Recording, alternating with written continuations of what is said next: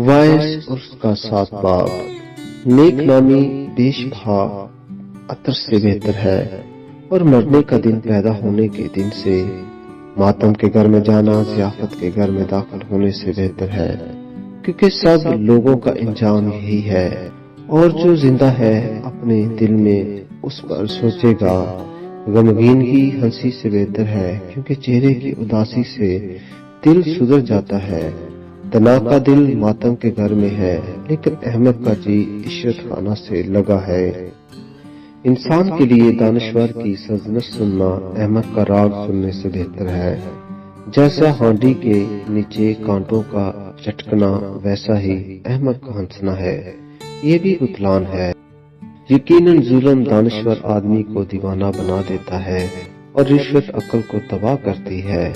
کسی بات کا انجام اس کے آغاز سے بہتر ہے، اور برباد مرتکبر مزاج سے اچھا ہے۔ تو اپنے جی میں خفا ہونے میں جلدی نہ کر، کیونکہ خفگی اہم کو کے سینے میں رہتی ہے۔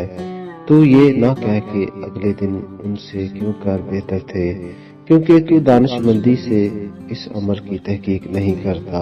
حکمت خوبی میں میراث کے برابر ہے، اور ان کے لیے جو سورج کو دیکھتے ہیں زیادہ سود مند ہے، کیونکہ حکمت ویسی ہی پناہ گاہ ہے جیسے روپے۔ لیکن علم کی خاص خوبی یہ ہے کہ حکمت صاحب حکمت کی جان کی محافظ ہے۔ خدا کے کام پر غور کر، کیونکہ کون اس چیز کو سیدھا کر سکتا ہے جسے اس نے ٹیڑھا کیا ہے۔ اقبال مندی کے دن خوشی میں مشغول ہو، پر مصیبت کے دن میں سوچ، بلکہ خدا نے اس کو اس کے مقابل بنا رکھا ہے تاکہ انسان اپنے بعد کی کسی بات کو دریافت نہ کر سکے۔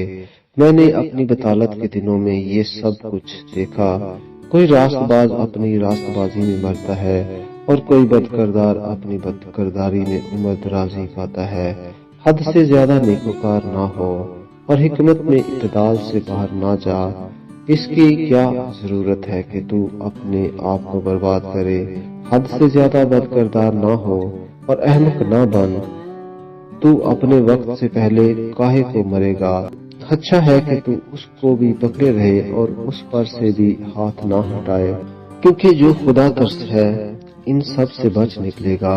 حکمت صاحب حکمت کو شہر کے 10 حاکموں سے زیادہ زوراور بنا دیتی ہے، کیونکہ زمین پر کوئی ایسا راست باز انسان نہیں کہ نیکی ہی کرے اور خطا نہ کرے۔ نیز ان سب چیزوں کے سننے پر جو کہی جائیں کان نہ لگا۔ ایسا نہ ہو کہ تو سن لے کہ تیرا نوکر تجھ پر لعنت کرتا ہے، کیونکہ تو اپنے دل سے جانتا ہے کہ تو نے آپ اسی طرح سے اوروں پر لعنت کی ہے۔ میں نے حکمت سے یہ سب کچھ آزمایا ہے۔ میں نے کہا کہ میں دانش مند بنوں گا، پر وہ مجھ سے کہیں دور تھی۔ جو کچھ ہے سو دور اور نہایت گہرا ہے، اسے کون پا سکتا ہے؟ میں نے اپنے دل کو متوجہ کیا کہ جانوں اور تفتیش کروں، اور حکمت اور خرد کو دریافت کروں، اور سمجھوں کہ بدی حماقت ہے اور حماقت دیوانگی۔